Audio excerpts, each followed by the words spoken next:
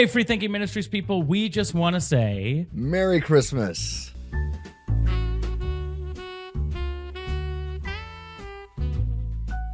Yes, Merry Christmas. We hope you will have a great Christmas celebrating the birth of our Savior, Jesus Christ, with friends and family, and, of course, contemplations of how a maximally great being would choose to become fully God, fully baby 2,000 years ago to save us. Fully baby. That's good. But you know what they say, though, Josh? I don't. What do they say? Do you know? I don't. Jesus is just Santa Claus for adults, right? Oh, well, I mean, I love St. Nicholas as much as the next guy, but I think we should probably disabuse people of that notion. You know what I've heard, though? What? That Christmas is really just a pagan holiday dressed up by Christians. Bah humbug. That's nonsense. Bah humbug. I know. Which is why on this Christmas day, we want to give the gift of thinking reasonably about Christmas. That's right. So let's apply logic and sound theology to these claims and see if they hold up under scrutiny. Yeah, and spoiler alert, they don't. And a special guest to the program will tell us why. But hey, if you would do us a favor as you're watching this to follow us on social media, Instagram, Twitter, we're even making a comeback to TikTok here soon, as much as we don't want to. We're going to. So follow us and find us there. Please like this video now as a Christmas present to us and subscribe to our YouTube channel and hit that notification bell so you don't miss an episode. I hope you enjoy the video and Merry Christmas from Freethinking Ministries. Oh, and as we always say here at Freethinking Ministries, stay reasonable. And have a reasonable Christmas. Many people know that Christmas is pagan. You sure about that? The origins of this popular December holiday are not hidden. You sure about that? In fact, when Christmas comes around each year, we usually see magazine articles or internet blogs explaining where these traditions came from. Many people are not confused about that. You sure about that? What should I do about Christmas? Hey, Mike, thanks for lending us your expertise this Christmas. You've been on the Christmas is Not Pagan train for a while now, and our audience has a few questions that we'd like you to clear up. So thank you for joining us. And we'll just do the questions rapid fire here. So first question, aren't like all of the traditions, especially our decorations, pagan in origin? Most customs associated with Christmas that we would tend to come from European folk traditions, Christian European traditions from the Middle Ages, this time period, long after paganism really was having the influence that it still had. So we would never say Christianity is totally divorced from the cultures that it was when the texts were being written in, just like the Old Testament isn't either. But there's nothing theologically that's pagan. And also with the images that go along with the text, they're insinuating that Christmas customs are pagan. And I can't find any evidence that any of them go back to paganism. There are speculations, but there's no actual evidence. But what about Yule logs, Christmas trees, and of course Saturnalia? Everyone brings those up. Other pagan winter solstice festivals, surely those are the reason for Christmas being on December 25th and for being pagan. It's the same myths every year. Saturnalia this, Saturnalia that. They do the same thing on Valentine's Day. Lupercalia was on February 15th. Therefore, Valentine's Day is descended from it. No, that's not how this works.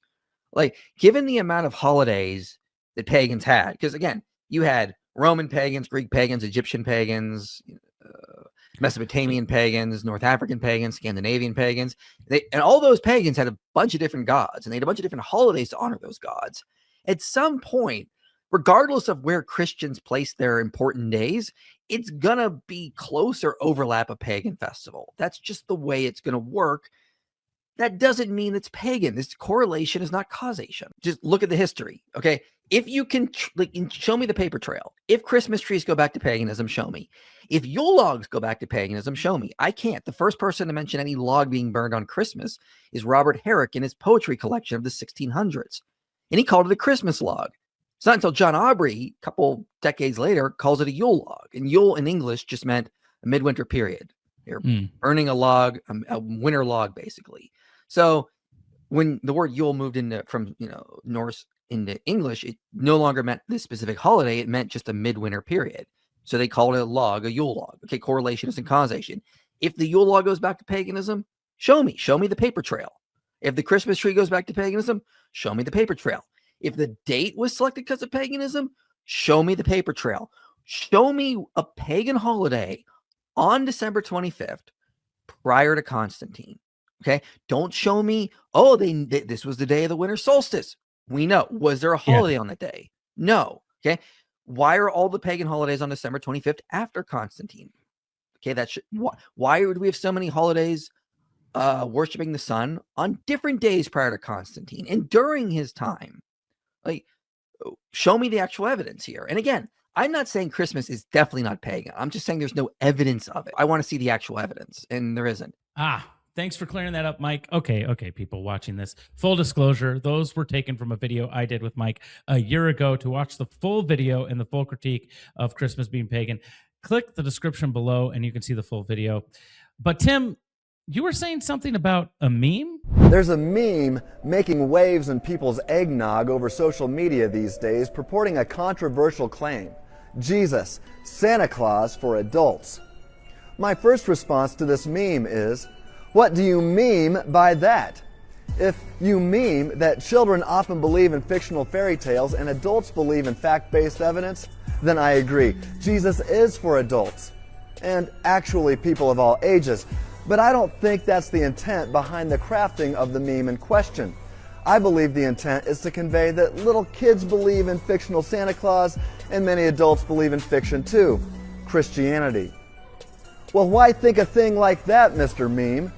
Is belief in Jesus or belief in God really no different than belief in Santa?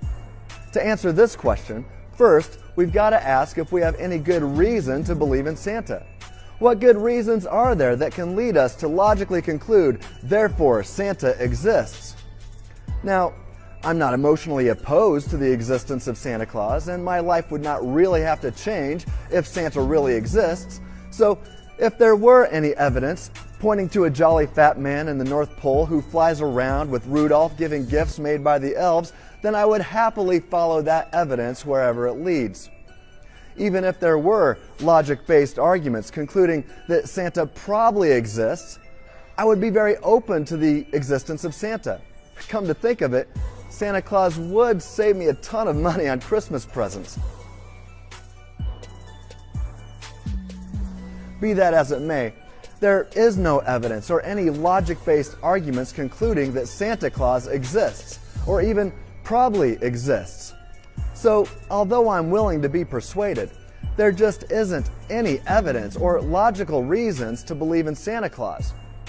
Sorry, kids. Now, maybe you're saying to yourself, that's right, there's no evidence for Santa Claus, and there's no evidence of God or Jesus either. That's why it's ridiculous to believe in Santa Claus or God. But is that true? Is the evidence or lack thereof for Santa Claus and the evidence for God really the same? Well, if Santa does exist, we would know what to look for. A big, jolly, white, bearded, fat man in a red suit flying around in a sleigh being pulled by flying reindeer, delivering presents to children on Christmas Eve. We would look for his factory full of elves at the North Pole too. So far as I know, this evidence for Santa has never been detected. Now, that in and of itself is not proof that Santa does not exist, but once we add that to the fact that we have no other reasons to believe that Santa exists, then we can safely say that Santa does not exist. But what about God? If God exists, what would you expect to find? Do you even know what evidence you should start looking for? Before stating that there is no evidence for something, make sure you know what kind of evidence there should be if that thing does exist. If the God of the Bible exists, for example, he is not the kind of being you would see flying around in the clouds. He would not be some sky daddy, as many internet atheists seem to think. No, if the God of the Bible exists, he would not be some humanoid Zeus-like being. God, if he exists, is an immaterial, unembodied mind, a spirit. So what should we expect to find if Christian theism is true? We would expect to find scientific evidence of the beginning of the space-time universe. We have that. We would expect to find evidence for the fine-tuning of the initial conditions of the Big Bang so that intelligent life, not to mention matter itself, could exist. We have that. We would expect to have historical data showing that Jesus of Nazareth was a real person of history who was executed by the Roman government. We've got that too. In fact, we would expect to be able to make a strong case via the historical method alone that Jesus actually rose from the dead. And historians have demonstrated that the resurrection of Jesus is the inference to the best explanation after examining all the historical facts. So the things we would expect to find if Santa exists do not exist. However, the things we would expect to find if the God of the Bible exists, those things do exist. So after taking everything into consideration, although it would be irrational to believe in Santa Claus, one is quite coherent by believing in the God Jesus revealed. That is to say, we have good reason to celebrate Christmas. So the next time someone compares Jesus to Santa Claus, just ask, "What do you mean?"